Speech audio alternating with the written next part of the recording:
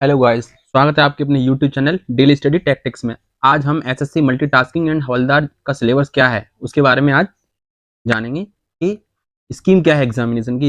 Exam में syllabus क्या है, अपना सिलेबस, उसमें जो अपने आप एग्जाम दोगे उसका सिलेबस क्या है। तो सबसे पहले हम ये पीडीएफ मैंने डाउनलोड की है सरकारी रिजल्ट से। तो हम यहाँ पे आते हैं, स्कीम के जो एग्जाम की जो स्कीम है उसके बारे में बात करते हैं। इसमें बाकायदा मेंशन किया हुआ है, तो मैं बताऊंगा आपको।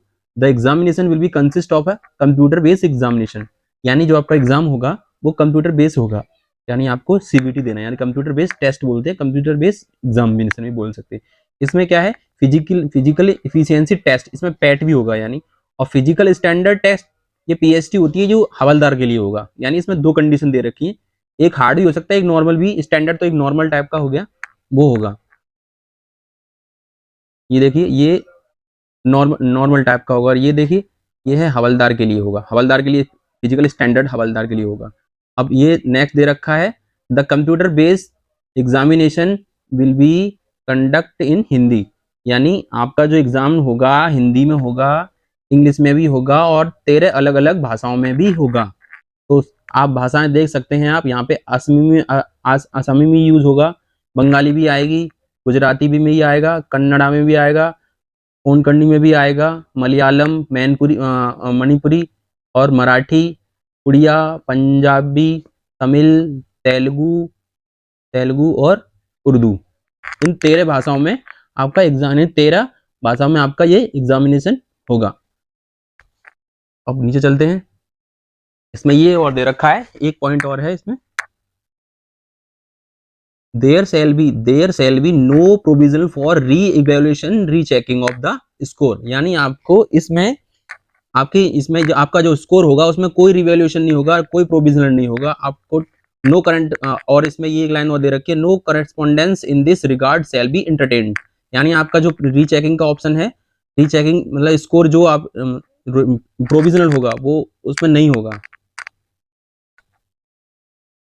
अब नेक्स्ट चलते हैं पार्ट, इसमें क्या दे रखा है। सबसे पहले ये आप अपन सेशन के बारे में बात करते हैं। आपके जो एग्जाम होगा 2 सेशन में होगा, session first and session second.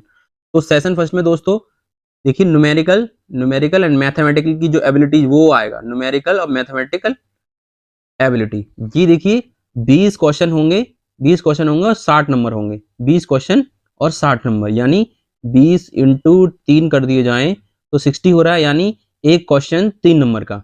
और इसमें आपको टाइम मिलेगा 45 मिनट्स। कितना? 45 मिनट्स। और ये जो 60 मिनट मिल रहा है, ये स्क्राइब्स एज लोग, ये एक ये जो वो होते हैं ना, फिजिकली जो डिसेबिलिटीज होती है उनके लिए 60 मिनट्स मिलेंगी। ऐसे ही इसमें रीजनिंग का यही फंडा रहेगा, रीजनिंग में reasoning ability and problem solving, इसमें भी 20 नंबर का होगा, 20 नंबर का होगा, नहीं सॉरी 20 क्वेश्चन होंगे और 60 नंबर होंगे, यानी ये भी एक क्वेश्चन 3 नंबर का होगा। इसमें भी सेम वही कंडीशन है, यानी ये आपका एक कंडीशन पे डिपेंड करेगा। अब इसमें दोस्तों सेशन फर्स्ट में एक सबसे प्लस पॉइंट अच्छा ये है कि इसमें नेगेटिव मार्किंग नहीं है, नेगेटिव मार्किंग बिल्कुल भी नहीं है, आप अच्छे से अपना पेपर करें। सेशन सेकंड की बात करें तो अपन तो जनरल अवेयरनेस आएगी, ये जनरल अवेयरनेस आएगी, और ये 25 क्वेश्चन होंगे, 75 नंबर होंगे, यानी इसमें भी एक क्वेश्चन 3 नंबर का होगा, यानी एक क्वेश्चन 3 नंबर का होगा। ये भी 45 मिनट होंगे, और सेम ऐसे ही डिसेबिलिटीज लोग हैं उनके लिए 60 मिनट्स होगी, 60 मिनट्स होंगी, और 45 मिनट नॉर्मल लोगों के लिए मिलेंगी।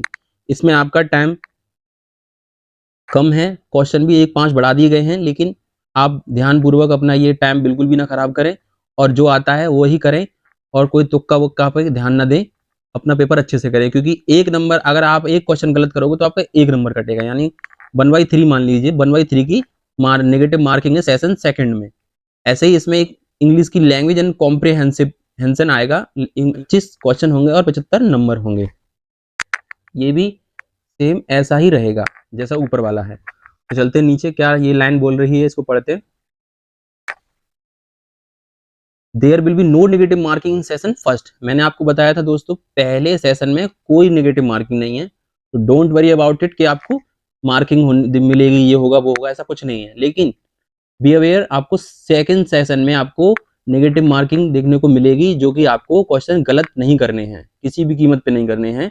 मैंने आपको बताया था, देखिए यहाँ पे लिखा हुआ है there will be negative marking of 1 mark for each wrong answer. आप दिख रहा होगा, ये पढ़ लीजिए, ये there will be negative marking of 1 mark for each answer wrong answer, यानी आप एक कोई आंसर रॉन्ग करते हो, गलत करते हो किसी क्वेश्चन का, तो आपका 1 नंबर काटा जाएगा।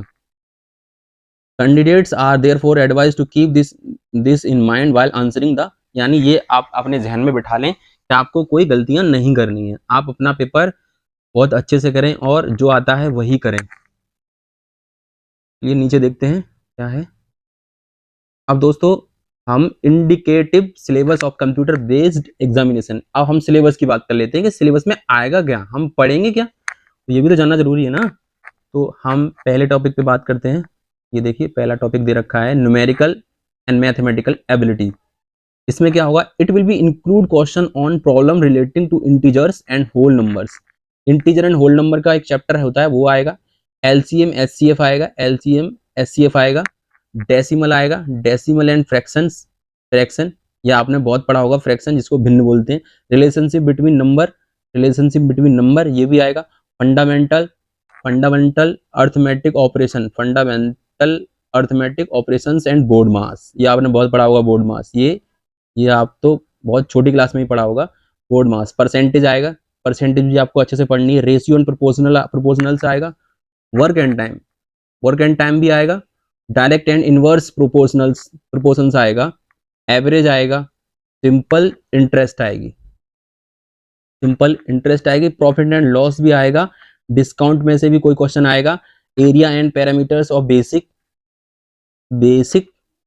जियोमेट्रिक फिगर्स, ये आपने area and parameter of basic geometry यानी जियोमेट्री में से भी क्वेश्चंस आएंगे, डिस्टेंस एंड टाइम, ये आपको डिस्टेंस एंड टाइम ये इसमें से भी कोई क्वेश्चन आएगा, यानी इसमें से इतने मैंने बताए हैं इनमें से एक एक क्वेश्चन, दो क्वेश्चन आएंगे, आ सकते हैं, आप टेंशन वाली बात नहीं, आप अपना जो आप जैसे पढ़ाई कर रहे हो वैसे करिए, आपको घबराने वाली कोई बात नहीं है, इसमें बहुत ज़्यादा कोई हार्ड पेपर नहीं आएगा, अगर आपने माना है तो हार्ड है, नहीं माना है तो बिल्कुल भी हार्ड नहीं, ये अपने ऊपर डिपेंड करता है। Lines and angles interpretation of simple graph and data, यानी ग्राफ का डेटा भी आएगा, square and square roots etcetera, यानी आपको इस पे ध्यान रखना है, जो आप मैथ कर रहे हो वो आप अच्छे से करें ध्यानपूर्वक, जो आप एक्यूरेसी अपनी संभालें मैथ में, और सबसे बेस्ट क्या आप इसमें जो कैलकुलेशन करते हो वो बहुत शॉर्ट कर दें, क्योंकि आप टाइम मैथ में तभी बचा सकते हो जब आप कैलकुलेशन को बहुत शॉर्ट करना सीख जाओगे, क्योंकि ये टाइम कर तो सब लेते हैं लेकिन शॉर्ट टाइम में कैसे कोई क्वेश्चन हिट करना है वो बहुत जरूरी है। तो आइए चलते हैं रीजनिंग पे। रीजनिंग क्या कह रही है, रीजनिंग की बात करें, reasoning ability and problem solving, reasoning ability and problem solving, this question in this part intend to measure the candidates general learning ability आएगा, the question will be broadly based on alphanumeric, यानी जो question होंगे alphanumeric series पे based होंगे, coding decoding आएगी, ये आपने पढ़ा होगा कोडिंग डिकोडिंग, एनालॉजी भी आएगी, फॉलोइंग डायरेक्शंस आएंगी, सिमिलरिटीज एंड डिफरेंसेस आएंगे, जम्बलिंग आएगी, प्रॉब्लम सॉल्विंग आएगी and analysis non verbal reasoning based on diagram, ये जो रीजनिंग आएगी डायग्राम पे बेस होगी, एज कैलकुलेशंस आएंगी, कैलेंडर एंड क्लॉक एटसेट्रा, यानी पूरी रीजनिंग आने वाली है, आप इसमें अच्छे से मन लगा के पढ़ें, ये भी कोई ज़्यादा टफ नहीं है, मैंने आपको अभी भी बोला था हम मान लेते हैं सब टफ है, हम बिल्कुल भी ना माने कुछ टफ नहीं है, क्योंकि हमारा दिमाग जैसा हम सोचते हैं वैसा ही काम करता है, तो अपना माइंड को कॉन्सेंट्रेट करना है, हमें करना क्या है।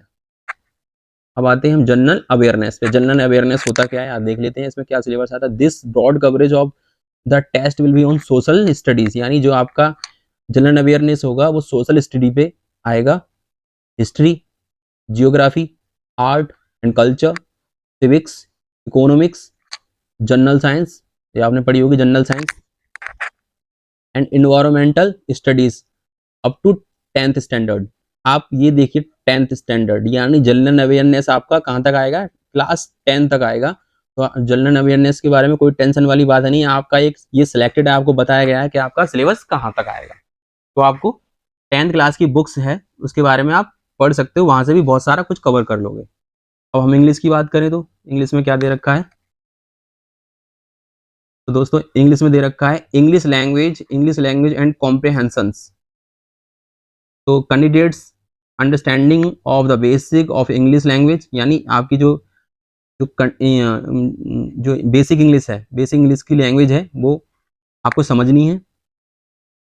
इट्स वोकेबलरी ग्रामर, देखिए आपको अपनी वोकेबलरी पे बहुत ही कंट्रोल करना है और इसमें भी अगर आप गलतियां करते हो इसमें सुधार करना है वोकेबलरी में। ग्रामर आएगी, सेंटेंस आएंगे, स्ट्रक्चर आएगा, सेंटेंस स्ट्रक्चर आएगा, सिनोनिम्स आएगा, एंटोनिम्स आएगा एंड इट्स करेक्ट यूजेस, यानी इनके आपको सही सुधार करके, सेंटेंस भी कोई आता है तो उसमें गलतियां देगा, आपको सही करके हिट करना है कि इसमें सही क्या है, ऐसे टाइप के क्वेश्चन आएंगे। And to test comprehension simple paragraph may be given and question based on the paragraph to be asked, यानी आपको एक पैराग्राफ दिया जाएगा और उस पैराग्राफ में से आपको क्वेश्चन दिए जाएंगे, उसमें से आपको आंसर बतानी, पैराग्राफ में से ही क्वेश्चन होगा और पैराग्राफ में ही आंसर छुपा होगा, वो आपको पढ़ के बताना है। तो दोस्तों मैं आशा करता हूँ मेरी वीडियो आपको पसंद आई होगी और ऐसे ही मेरी वीडियो को देखने के लिए लाइक एंड सब्सक्राइब करें एंड शेयर करें। तो मैं आगे भी आपके लिए वीडियो बनाता रहूँगा। तो thank you guys, thank you.